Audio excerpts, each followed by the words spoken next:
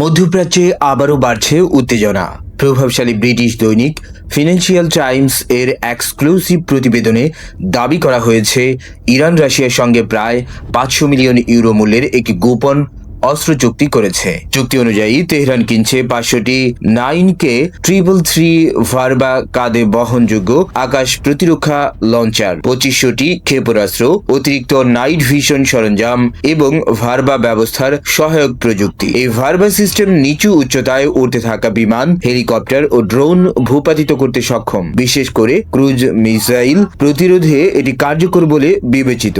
প্রতিবেদনে বলা হয়েছে, রাশিয়ার রাষ্ট্রীয় অস্ত্র রপ্তানিকারক সংস্থা রোসোবোরন এক্সপোর্ট এর সঙ্গে আলোচনার মাধ্যমেই চুক্তিটি চূড়ান্ত হয়। সরবরাহ শুরু হওয়ার কথা 2027 থেকে 2029 সালের মধ্যে, তবে কিছু ইউনিট আগেই পৌঁছাতে পারে বলে ইঙ্গিত মিলছে। বিশ্লেষকদের মতে, গত বছরের 12 দিনের ইসরায়েল ইরান সংঘাতে ইরানের আকাশ প্রতিরক্ষা ব্যবস্থার বড় ক্ষতি হয়। সেই অভিজ্ঞতার পরই তেহরান দ্রুত প্রতিরক্ষা জোরদারের পথে হাঁটছে। প্রশ্ন এখন একটাই, এই চুক্তি কি মধ্যপ্রাচ্যের শক্তির ভারসাম্যের নতুন সমীকরণ তৈরি করবে নাকি বিফলে যাবে?